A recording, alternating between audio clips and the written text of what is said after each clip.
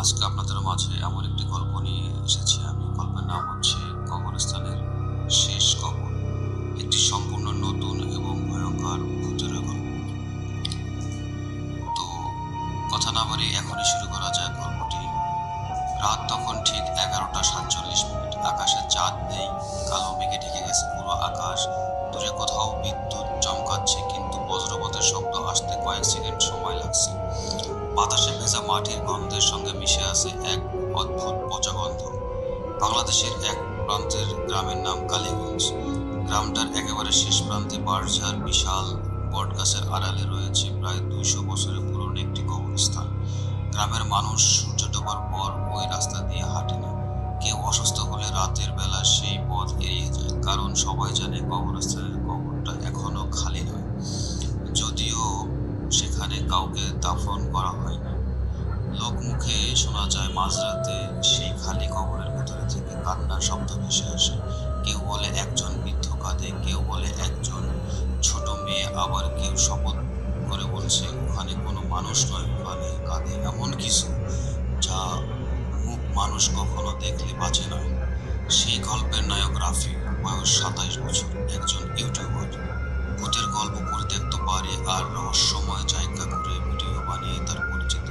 রাফি কখনো ভূতে বিশ্বাস করত না। তার একটাই কথা, যা চোখে দেখি না তা আমি মানি না।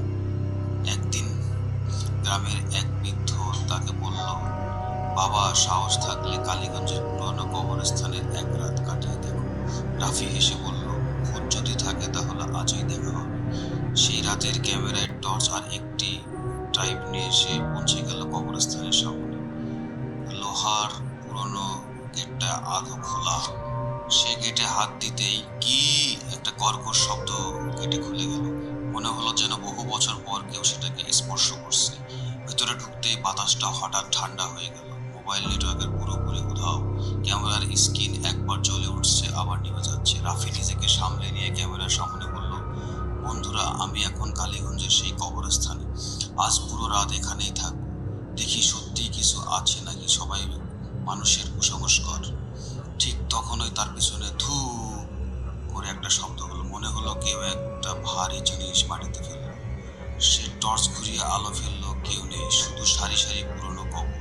কিছু কবর এত পুরনো যে নাম পর্যন্ত পড়া যায় না। হঠাৎ একটি কবরের পাশে দাঁড়িয়ে থাকা কালো ছায়াটা ধীরে ধীরে নড়ে উঠল। রাফির বুকের ভেতর ধুপ করে উঠল। সে আলো ফেলতেই ছায়াটা নেই, হয়তো গাছের ডাল। নিজেকে এভাবেই বোঝানোর চেষ্টা করলো সে।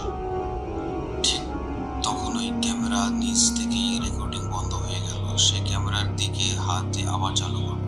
স্ক্রিনে নিজের মুখ দেখতে গিয়েই তার হাত কেঁপে উঠল, কারণ স্ক্রিনে রাফির পেছনে দাঁড়িয়ে আছে সাদা কাফনে মোড়া একজন মানুষ।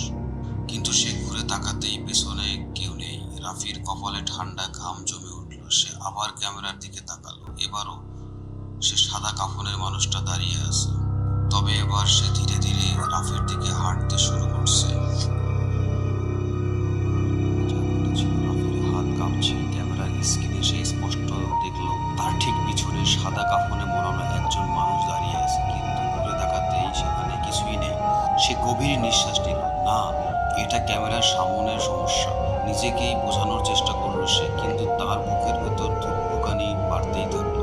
ঠিক তখনই আজানের মতো ভাঙা কর্কশ একটা আওয়াজে ভেসে এলো কবরস্থানের একেবারে শেষ দিক থেকে। শব্দটা মানুষের নয়, আবার পুরোপুরি প্রাণীরও নয়। এমন এক শব্দ যা শুনলে শরীরের লোম খাড়া হয়ে যায়। রাফির টর্চ চালিয়ে ধীরে ধীরে এগোতে লাগলো। প্রতিটি পদক্ষেপে শুকনো পাতা মস মস করে শব্দ করছে। চারদিকে অদ্ভুত নীরবতা। হঠাৎ তার টর্চের আলো পড়লো একটি ছোট কবরের উপর। কবরটি অন্যরকম, কবরের মতো নয়। মাটি যেন একেবারে নতুন, কিন্তু গ্রামের লোক তো বলেছিল এখানে বহু বছর ধরে কাউকে দাফন করা হয়নি। সে নিচু করে কবরের মাটি স্পর্শ করলো। মাটি বরফের মতো ঠান্ডা। ঠিক তখনই ঠক ঠক ঠক শব্দটা এলো কবরের ভেতর থেকে। রাফি ভয়ে পিছিয়ে গেল। সে আবার কান পেতে শুনলো, আবার ঠক ঠক ঠক। মনে হলো কেউ ভেতর থেকে কবরে ঢাকনা চাপড়াচ্ছে। তার গলা শুকিয়ে গেল। সে ফিস ফিস করে বলল, এটা অসম্ভব। ঠিক সেই মুহূর্তে আর ক্যামেরার নিচের থেকে চালু হয়ে গেল। স্ক্রিনে দেখা গেল রাফি একা দাঁড়িয়ে নেই। তার ঠিক পাশে একটি ছেলে মেয়ে, বয়স 8 বা 9 বছর, সাদা পোশাক, এলোমেলো চুল। কিন্তু সবচেয়ে ভয়ঙ্কর বিষয়, মেয়েটির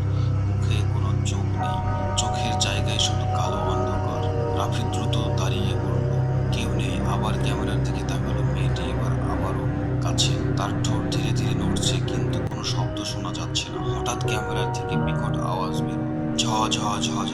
স্কিন কালো হয়ে গেল। ঠিক তখনই তার ডান কানে একটি ফিসফিসানি। পিছনে তাকিয়েও না, রাফির শরীর জমে গেল। সে বুঝতে পারলো তার ঠিক পিছনে কেউ দাঁড়িয়ে আছে, খুব কাছে, এতটাই কাছে যে তার ঘাড় ঠান্ডা নিঃশ্বাস লাগছে। সে সাহস করে ঘুরে তাকালো। কেউ নেই, কিন্তু মাটিতে স্পষ্ট দেখা গেল ভেজা পায়ের ছাপ। একটি নয়, দুটি নয়, অনেকগুলো।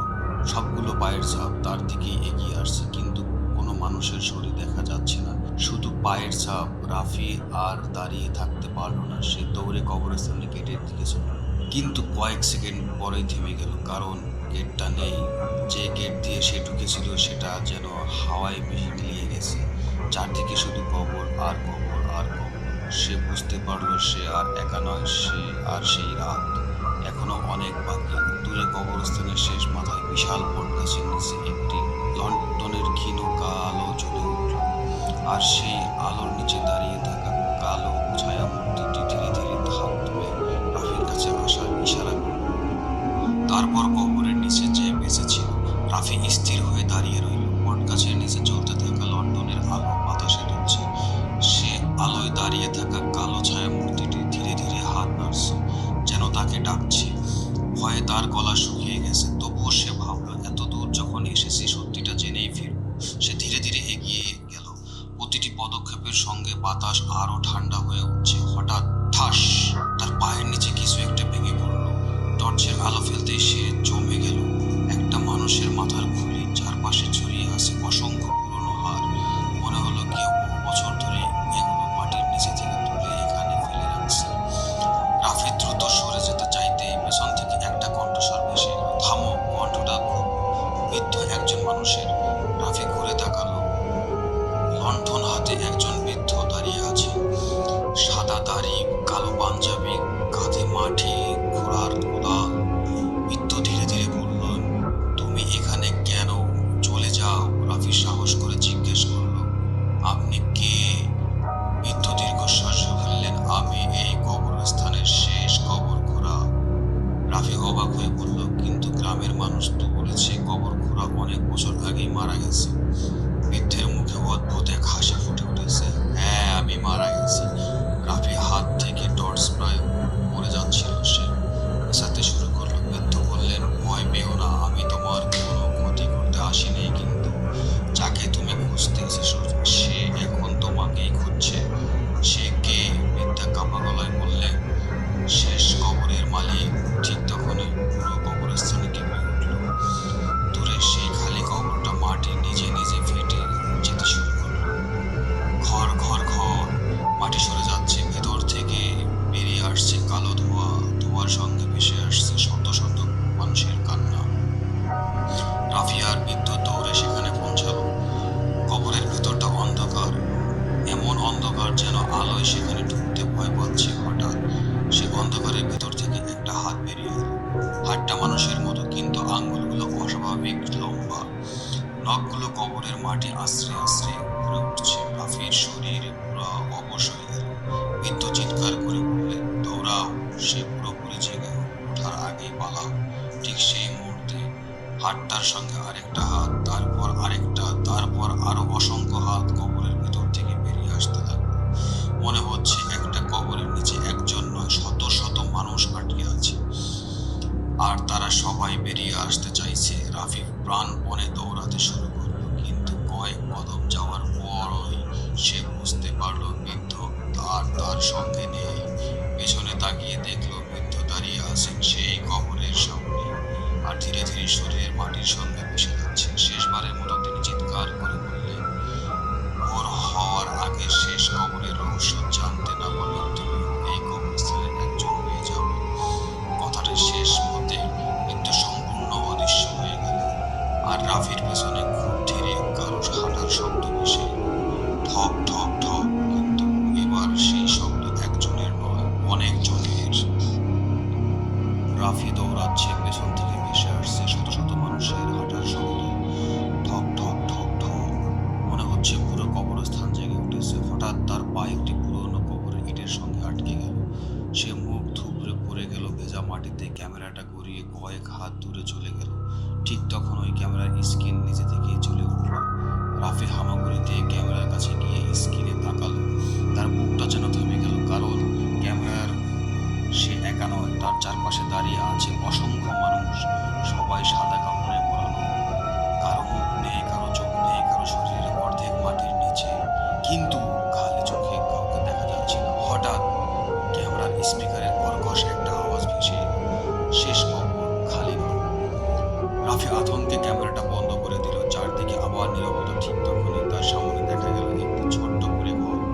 গ্রামের লোকেরা বলতো এই ঘরের এক সময় কবর খোলা থাকতো, কিন্তু বহু বছর আগে আগুনে পুড়ে ঘরটা ধ্বংস হয়ে গেছে। তাহলে এখন সেটা দাঁড়িয়ে আছে কিভাবে? সাহস সঞ্চয় করে রাফি দরজাটা ঠেলে ক্যাচ। ঘরের ভেতরে ঘুটঘুটে অন্ধকার, টর্চের আলো ফেলতেই দেখা গেল একটা কাঠের টেবিল, একটি মরিচে ধরা দোকান, আর ধুলোয় ঢাকা একটি পুরনো ডায়েরি। রাফি ডায়েরিটা খুলতেই শুকনো পাতাগুলো কাঁপতে লাগলো। প্রথম পাতায় লেখা, যে এই ডায়েরি পড়বে সে হয়তো আর জীবিত ফিরবে না। রাফির গলা শুকিয়ে গেল। সে পড়তে শুরু করল। তারিখ 1974 সাল। আমি আব্দুল করিম। এই কবরস্থানের কবর খোঁড়া। গত 7 রাত ধরে শেষ কবরটা নিজে নিজেই খুলে যাচ্ছে। যাকে দাফন করি পরদিন সকালে তার লাশ কবর থাকে না। প্রথমে ভেবেছিলাম শিয়াল বা কুকুর তুলে নিয়ে গেছে, কিন্তু এক রাত আমি নিজের চোখে দেখলাম মৃতদেহ নিজেই কবর থেকে উঠে হাঁটতে শুরু করেছে। তারপর শেষ রাতের কবরের ভিতরে ঢুকে অদৃশ্য হয়ে গেল। রাফির হাত কাঁপতে লাগলো। সে পরের পাতায় গেল। আজ আমি শেষ কবরের ভেতরে নামলাম। ওটা কোনো সাধারণ কবর নয়, নিচে একটা বিশাল সুড়ঙ্গ। সেখানে শত শত কঙ্কাল দেওয়ালের সঙ্গে দাঁড়িয়ে আছে, আর মাঝখানে একটি কালো কাঠের কফিন। কফিনের ভেতর সে আছে, সে মানুষ নয়। হঠাৎ ডায়েরির শেষ পাতায় রক্ত দিয়ে লেখা একটি বাক্য তার চোখে পড়ল, ওকে জাগিও না। ঠিক সেই মুহূর্তে ঘরের দরজাটা নিজে থেকে ধাম করে বন্ধ হয়ে গেল। রাফি দৌড়ে দরজার কাছে গেল, ধাক্কা দিল, আরো জোরে ধাক্কা দিল, কিন্তু দরজা খুলল না। হঠাৎ তার পিছন থেকে একজন ভারী নিঃশ্বাসের শব্দ। সে ধীরে ধীরে ঘুরে দাঁড়ালো। ঘরের এক কোণে অন্ধকারের মধ্যে দুটো লাল চোখ জ্বলছে। তারপর সেই চোখ দুটো ধীরে ধীরে উপরে উঠতে লাগলো, যেন জিনিসটা দাঁড়িয়ে আছে। তার উচ্চতা মানুষের চেয়ে অনেক বেশি। আর ঠিক তখনই অন্ধকারের ভিতর থেকে কর্কশ গলায় একটা কথা ভেসে এলো, তুই আমার কবর খুলেছিস? লাল চোখে দুটো আবার রাফির দিকে এগোতে শুরু করলো। ঘরের ভেতর নিস্তব্ধতা। রাফির বুকের ধুকপুকানি যেন ঘরে পুরো প্রতিধ্বনিত হচ্ছে। অন্ধকারের মধ্যে জ্বলতে থাকা দুটি লাল চোখ ধীরে ধীরে তার দিকে এগিয়ে আসছে। তার হাত থেকে টর্চে পড়ে গেল। আলো মেঝেতে গড়িয়ে পড়তেই ঘরের কোণটা স্পষ্ট হয়ে গেল, কিন্তু সেখানেই কেউ নেই। লাল চোখ দুটোই নেই। রাফি হাঁপাতে হাঁপাতে টর্চটা তুলে নিল। হঠাৎ ঠিক ঠিক ঠিক তার কবজির ঘড়িটা যেন নিজে থেকেই বেজে উঠল। সে ঘড়ির দিকে তাকাতেই জমে গেল সময় 3টা 33 মিনিট। ঠিক সেই মুহূর্তে পুরো কবরস্থান মাটি কেঁপে উঠল। বাইরে থেকে শত শত কণ্ঠ একসঙ্গে চিৎকার করে উঠল, কান্না, হাসি, চিৎকার, সব মিলিয়ে এমন এক বিকট শব্দ যা মানুষের সহ্য করার ক্ষমতার বাইরে। ঘরের দেয়ালে ঝুলানো পুরনো আয়নাটা নিজে থেকেই ফেটে গেল। রাফি ভাঙা আয়নার দিকে তাকাতেই তার নিস্তব্ধ বন্ধ হয়ে গেল। আয়নার যে নিজের প্রতিধ্বনি দেখল না, বরং দেখল সে দাঁড়িয়ে আছে একটি খোলা কবরের ভিতরে, আর উপরে দাঁড়িয়ে কয়েকজন কালো ছায়া মূর্তি তার উপর মাটি ফেলছে। সে আতঙ্কে চোখ বন্ধ হয়ে গেল। আবার খুলল। আয়নাটা স্বাভাবিক, কিন্তু তার পায়ের কাছে সত্যিই কিছু ভেজা মাটি পড়ে আছে। ঠিক তখনই দরজাটা ধীরে ধীরে খুলে গেল। ক্যাচ। বাইরে ঘন কুয়াশা, কুয়াশার মাঝখানে দাঁড়িয়ে আছে সেই ছোট্ট মেয়েটি। সাদা পোশাক, এলোমেলো চুল। এবার তার চোখ আছে, কিন্তু চোখ দুটো পুরো কালো। সে কোনো কথা বলছে না, শুধু হাত পা তুলে রাফিকে বলছে। অদ্ভুতভাবে রাফির মনে হলো এই মেয়েটি তার ক্ষতি করতে আসেনি। সে ধীরে ধীরে মেয়েটির পেছনে হাঁটতে শুরু করল। কুয়াশার ভেতর দিয়ে কয়েক মিনিট হাঁটার পর তারা পৌঁছাতে শুরু করলো শেষ কবরের সামনে। কিন্তু এবার কবরটা পুরোপুরি খোলা। ভেতরে অন্ধকার নয়, নিচের দিকে নেমে যাওয়ার সেই ইটের সিঁড়ি। মেয়েটি নিচের দিকে আঙ্গুল দেখালো, তারপর প্রথমবারের মতো ফিসফিস করে বলল, ওরা নিচে অপেক্ষা করছে। কথা শেষ হতেই মেয়েটি হাওয়ায় মিলিয়ে গেল। রাফি একা দাঁড়িয়ে রইল। তার সামনে কবরের নিচে থেমে যাওয়া সেই অন্ধকার সিঁড়ি। ঠিক তখনই তার মোবাইলে কোনো নেটওয়ার্ক না থাকা সত্ত্বেও একটি অজানা নম্বর থেকে কল এলো। কাপা হাতে সে রিসিভ করলো। পাশে কয়েক সেকেন্ড নীরবতা। তারপর সে নিজের কণ্ঠস্বরেই শুনতে পেল, রাফি, নিচে নামিস না। আমি নেমেছিলাম, আমি আর বের হতে পারিনি। কলটা কেটে গেল, রাফির হাত থেকে মোবাইলটা মাটির নিচে পড়ে গেল। সে বুঝতে পারলো তার সামনে মাত্র দুটি পথ, ফিরে যাওয়া অথবা শেষ কবরের নিচে লুকিয়ে থাকা সেই ভয়ঙ্কর সত্যের মুখোমুখি হওয়া। সে গভীর নিঃশ্বাস নিল, টর্চটা শক্ত করে ধরলো আর ধীরে ধীরে সিঁড়ি বেয়ে নিচে নামতে শুরু করল। তার অজান্তেই কবরের মুখটা ধীরে ধীরে নিজে থেকেই বন্ধ হয়ে গেল। রাফির প্রতিটি পদক্ষেপের শব্দ সুড়ঙ্গের ভিতরে প্রতিধ্বনিত হচ্ছে, টপ টপ টপ। উপরে কবরের মুখে ধীরে ধীরে বন্ধ হয়ে গেল। শেষ আলোয় রেখাটুকু অদৃশ্য হয়ে গেল। তখন তার একমাত্র ভরসা হাতে থাকা টর্চ। সিটিটা মনে হচ্ছে শেষেই হচ্ছে না। প্রায় 5 মিনিট নিচে নামার পর সে সমতল মাটিতে পা রাখল। চারদিকে ইটের তৈরি বিশাল সুড়ঙ্গ, দেওয়ালগুলো ভেজা, ফাঁক পুকুর থেকে টক টক করে পানি পড়ছে। হঠাৎ বাতাসে ভেসে এলো এক অদ্ভুত গন্ধ, পচা ফুল, পুরনো কাফন আর বাসি রক্তের মিশ্র গন্ধ। রাফি নাক চেপে সামনে এগোলো। কিছু দূর যেতেই তার টর্চের আলো পড়ল দেওয়ালের উপর। সে জমে গেল। দেওয়ালে ঝুলছে শত শত পুরনো ছবি। প্রতিটি ছবিতে এমন মানুষের মুখ যাদের বহু বছর আগে এই কবরস্থানে দাফন করা হয়েছিল। ছবিগুলোর নিচে লেখা আছে তাদের নাম আর মৃত্যুর সাল। কিন্তু একবারের শেষ ছবিটি দেখে রাফির বুক কেঁপে উঠল। সেখানে তার নিজের ছবি।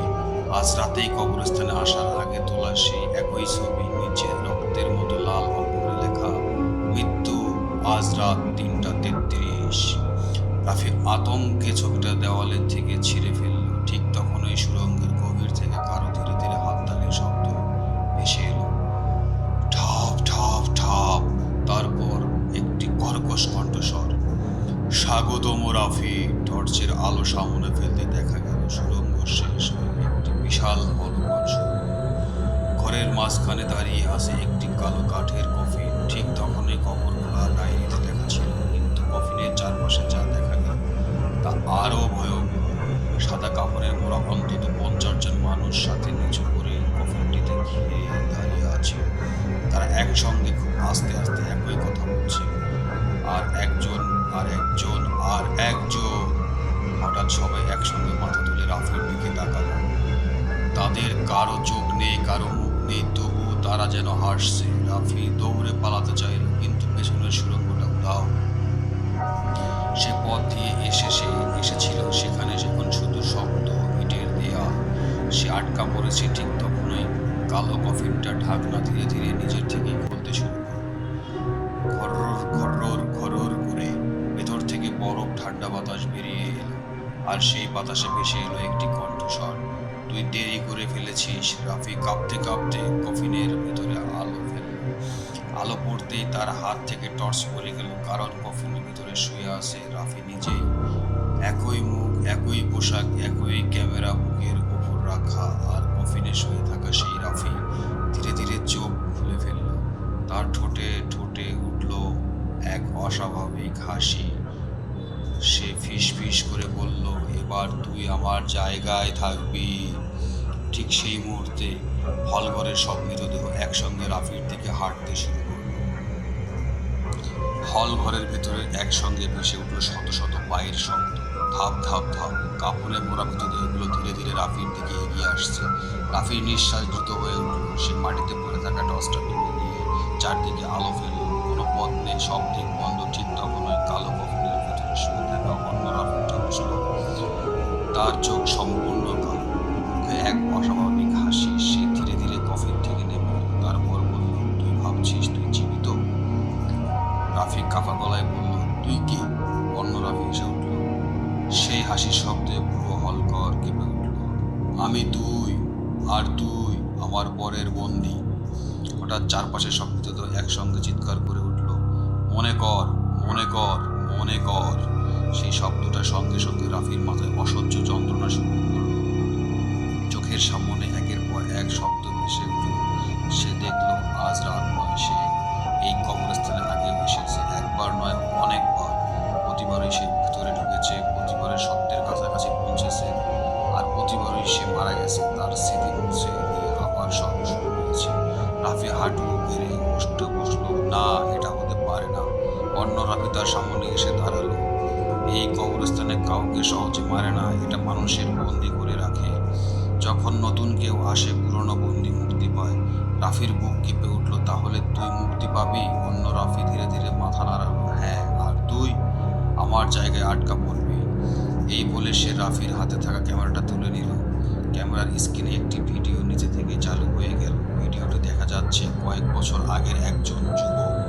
সে কাঁদছে। সে বলছে, যদি কেউ এই ভিডিও দেখে তাহলে শেষ কবরের কফিন কবর হবে না।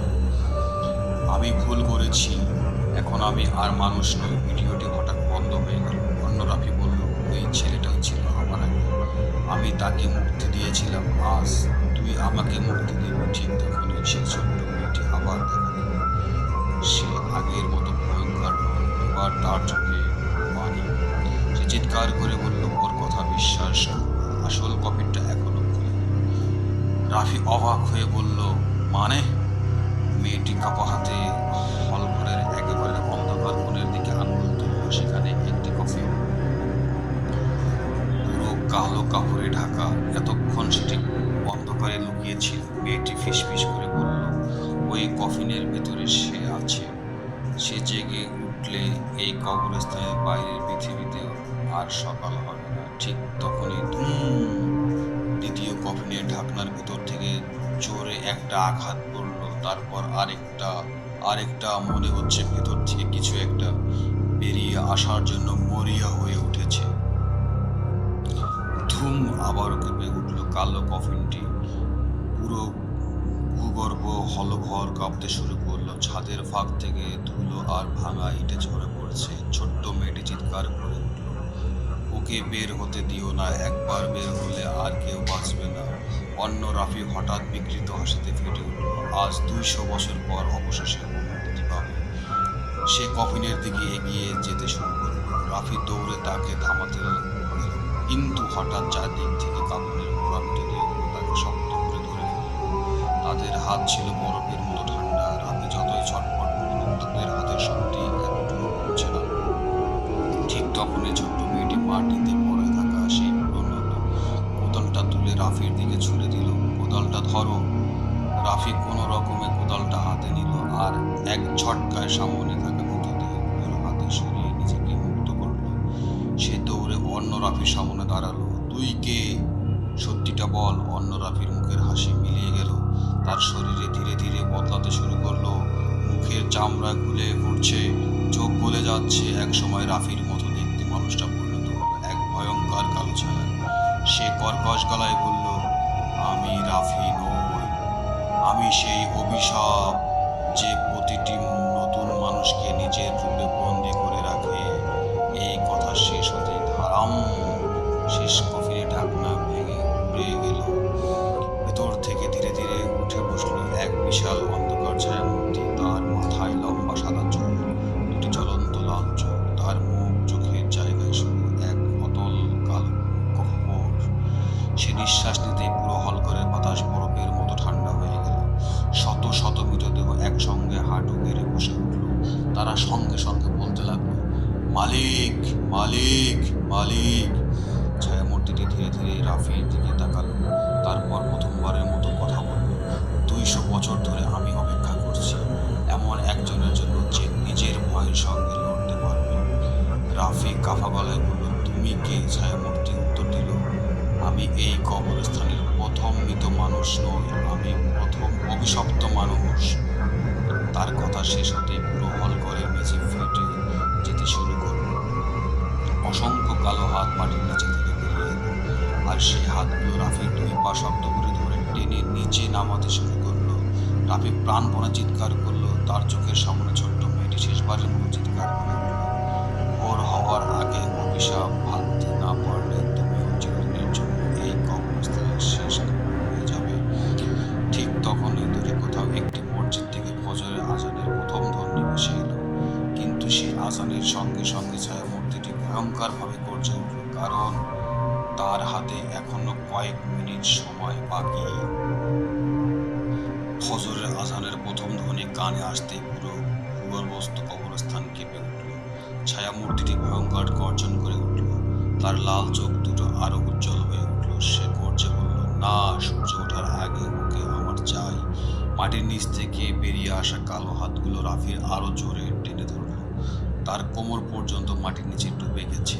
রাফি প্রাণপণে বের হওয়ার চেষ্টা করছে, কিন্তু কোনো লাভ হচ্ছে না। ঠিক তখনই সেই ছোট্ট মেয়েটি দৌড়ে এসে রাফির সামনে দাঁড়ালো। তার চোখ থেকে কালো জল গড়িয়ে পড়ছে। সে কাঁপা গলায় বলল, আমিও একদিন তোমার মতো এখানে এসেছিলাম। রাফি অবাক হয়ে তাকালো। মেয়েটি বলতে লাগলো, আমার নাম ছিল মুনিয়া। 10 বছর আগে আমি হারিয়ে গিয়েছিলাম। গ্রামের সবাই ভেবেছিল কেউ আমাকে অপহরণ করেছে, কিন্তু সত্যিটা হলো এই কবরস্থান আমাকে বন্দি করে রেখেছে। রাফির বুকটা মোচড় দিয়ে উঠল। তাহলে তোমাকে কিভাবে মুক্তি দেওয়া যাবে? মুনিয়া কাঁদতে কাঁদতে শেষ কফিনটার দিকে আঙ্গুল দেখালো। ওই কফিনের নিচে একটা লোহার বাক্স আছে, সেখানে অভিশাপের আসল তাবিজ লুকানো। তাবিজটি ভেঙে ফেলতে পারলে সব শেষ হয়ে যাবে। কিন্তু ছায়ামূর্তি হঠাৎ প্রচণ্ড হেসে উঠল। তার হাসিতে পুরো হলঘর কেঁপে উঠল। অনেকেই চেষ্টা করছে, কেউ সফল হয়নি। সেই বলে সে আর হাত বাড়ালো। তার হাত মুহূর্তের মধ্যে বিশাল হয়ে রাফির গলা চেপে ধরল। রাফির শ্বাস বন্ধ হয়ে আসছে। ঠিক তখনই মৃত কবর খোঁড়া আব্দুল করিমের কণ্ঠস্বর চারদিকে প্রতিধ্বনিত হলো, রাফি, কোদালটা কফিনের নিচে আঘাত কর। রাফি শেষ শক্তিটুকু দিয়ে কোদালটা তুলল, তারপর সর্বশক্তি দিয়ে কালো কফিনের নিচে আঘাত করল। ধাম! মেঝেতে বড় একটা ফাটল ধরল। আবার আঘাত। ধম! আবার কফিনটা কেঁপে উঠল। দ্বিতীয়বার ধারাম! মেঝে ভেঙে গেল। ভেতর থেকে বেরিয়ে এলো একটি মরিচা ধরা লোহার বাক্স। বাক্সটা নিজে থেকেই খুলে গেল। ভেতরে ছিল একটি পুরনো কালো তাবিজ। তাবিজটি বের হওয়ার সঙ্গে সঙ্গে ছায়ামূর্তিটি যন্ত্রণা চিৎকার করে উঠল, না, ওটা ছুঁয়ো না, না, ওটা ছুঁয়ো না। মুনিয়া চিৎকার করে বলল, এখনই ভেঙে ফেলো। রাফি তাবিজটি হাতে নিল, কিন্তু ঠিক সেই মুহূর্তে সে দেখতে পেল তার মায়ের মুখ, তার বাবার মুখ, শৈশবের বাড়ি। সবাই তাকে ডাকছে, রাফি, বাড়ি ফিরে আয়। সে বুঝতে পারলো এগুলো বাস্তব নয়, এগুলো অভিশাপের শেষ ফাঁদ। সে চোখ বন্ধ করলো, আল্লাহর নাম নিয়ে সর্বশক্তি দিয়ে তাবিজটি মাটিতে আছড়ে মারল। ঝ্যাক করে তাবিজটা 2 টুকরা। সেই মুহূর্তেই পুরো কবরস্থান কেঁপে উঠল। ছায়ামূর্তিটি আকাশ ফাটালো, চিৎকার করে উঠল। তার শরীর ধোয়ার মতো ভেঙে যেতে শুরু করলো। শত শত বন্দী আত্মা একে একে আলো হয়ে আকাশের দিকে উঠে যেতে লাগলো। মুনিয়া প্রথমবারের মতো হাসলো। সে ফিস ফিস করে বলল, ধন্যবাদ। তার শরীরও ধীরে ধীরে আলোর কণায় মিলিয়ে গেল। কিন্তু ঠিক তখনই রাফি ভাবলো সব শেষ। তখন মাটির নিচে থেকে একটি কালো হাত বেরিয়ে এসে তার পা শক্ত করে ধরে ফেলল। একটি কর্কশ কণ্ঠস্বর ফিস ফিস করে বলল, অভিশাপ কখনো পুরোপুরি মরে না। রাফির পা শক্ত করে ধরে থাকা কালো হাতটি ধীরে ধীরে তাকে আবারও মাটির নিচে টেনে নিতে শুরু করলো। চারদিকে কবরস্থান ভেঙে পড়ছে। ইট, পাথর, মাটি সবকিছু ধসে পড়ছে। উপরে ফজরের আজান শেষ হয়ে গেছে। পূর্ব আকাশে সূর্যের প্রথম আলো ফুটতে শুরু করেছে। রাফি মরিয়া হয়ে কোদালটি দিয়ে কালো হাতের উপর আঘাত করলো। ঠাস!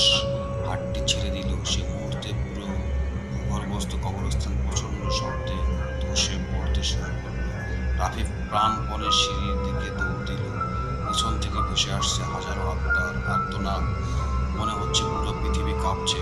সে সিঁড়ি দিয়ে উপরে উঠতে লাগলো। একবারও পিছনে তাকালো না, কারণ কখন ওরা আব্দুল করিমের শেষ কথাটা তার মনে পড়ে গেল। শেষবার পেছনে তাকায়, সে আর কখনো আলো দেখতে পায় না। অবশেষে সে কবরের মুখ দিয়ে বাইরে বেরিয়ে এলো। ঠিক তখনই সূর্যের প্রথম আলো পড়ল তার মুখে। সে হাঁটু গেড়ে বসে জোরে জোরে শ্বাস নিতে লাগলো। চারদিকে তাকিয়ে সে অবাক হয়ে গেল। গত রাতের সেই ভয়ঙ্কর কবরস্থান যেন আর নেই। সবকিছু স্বাভাবিক। পাখির ডাক, সকালের হালকা বাতাস, মনে হচ্ছে কিছুটা ঘটেনি। রাফি ধীরে ধীরে গেটের দিকে এগিয়ে এলো। গেটের বাইরে গ্রামের কয়েকজন মানুষ দাঁড়িয়ে। তারা বিস্মিত চোখে তার দিকে তাকিয়ে আছে। একজন ভিতরে গিয়ে এসে বলল, বাবা, তুই বেঁচে ফিরলি? রাফি অবাক হয়ে জিজ্ঞেস করলো, কেন? বৃদ্ধ কাঁপা গলায় বললেন, গত 30 বছরে যেই রাতের বেলা এই কবরস্থানে ঢুকেছে, সে কেউ আর জীবিত বের হয়নি।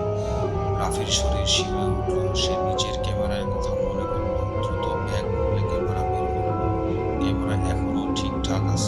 সে বাড়ি ফিরে সব ফুটেজ কম্পিউটারে চালালো, কিন্তু ভিডিওতে দেখা গেল রাফি পুরো রাত কবরস্থানের ভিতরে একাই হাঁটছে। কোনো ছোট মেয়ে নেই, কোনো কফিন নেই, কোনো মৃতদেহ নেই। শুধু শেষের 1 মিনিটে ক্যামেরায় হঠাৎ কেঁপে ওঠে, আর স্ক্রিনের কয়েক সেকেন্ডের জন্য দেখা যায় রাফির ঠিক পিছনে সাদা কাফনের মোড়া শত শত মানুষ দাঁড়িয়ে আছে। ভিডিওটি সেখান থেকে রাফি সেই ফুটেজ আর কাউকে দেখায়নি। কয়েক মাস পর সে ইউটিউবে ছেড়ে দেয়। সে আর এখনো ভূতের ভিডিও বানায়নি। কিন্তু ঘটনাটি এখানেই শেষ নয়। 6 মাস পরে কবরস্থানে এক নতুন কেয়ারটেকার এক সকালে শেষ কবরের পাশে একটি ডিজিটাল ক্যামেরা ঘুরে থাকতে দেখল। ক্যামেরাটি চালু করতে একটি নতুন ভিডিও নিজে থেকেই চালু হয়ে গেল। ভিডিওটি দেখা গেল অন্ধকারের মধ্যে একজন যুবক কাঁদছে। সে ক্যামেরার দিকে তাকিয়ে বলছে, যদি তুই এই ভিডিওটা দেখো তাহলে রাতের বেলা এই কবরস্থানে এসো না, কারণ আমি এখনোই এখানেই আছি। তারপর সে ধীরে ধীরে মাথা তুলল। লোকটির মুখ রাফির। ঠিক সেই মুহূর্তে ভিডিওটি বন্ধ হয়ে গেল। কেয়ারটেকারের ভয়ে ক্যামেরাটি মাটিতে ফেলে দিল।